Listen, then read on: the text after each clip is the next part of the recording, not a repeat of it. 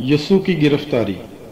वो ये कह ही रहा था कि देखो, यहूदा जो उन 12 में से एक था आया और उसके हमरा एक बड़ा हजूम तलवारें और लाठियां लिए सरदार कहनों और कौम के बुजुर्गों की तरफ से था।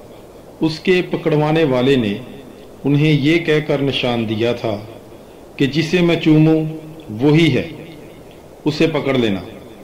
और वहीं यीशु के पास आकर उससे कहा, ए रबी सलाम, और उसे मकरन चूमा।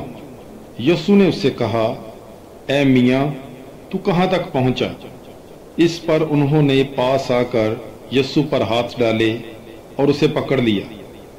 और देखो, यीशु के साथियों में से एक ने हाथ बढ़ाकर अपनी तलवार खींची और सरदार कहन के गुलाम पर चलाकर उसका कान उड़ा दिया। तब यीशु ने उससे कहा, अपनी तलवार को उसकी जगह में रख, क्योंकि वो सब जो तलवार खींचते हैं तलवार ही से हलाक होंगे। क्या तेरा ये ख्याल है कि मैं अपने बाप की मिन्नत नहीं कर सकता और वो फरिश्तों की 12 फौजों से ज्यादा इसी दम मुझे देगा? मगर निविश्ते के यूं ही होना जरूर है, कैसे पूरे होंगे? उसी घड़ी यीशु ने हजूम से कहा कि तुम तलवारें और लाठियां लेकर मुझे डाकू की तरह पकड़ने निकले हो।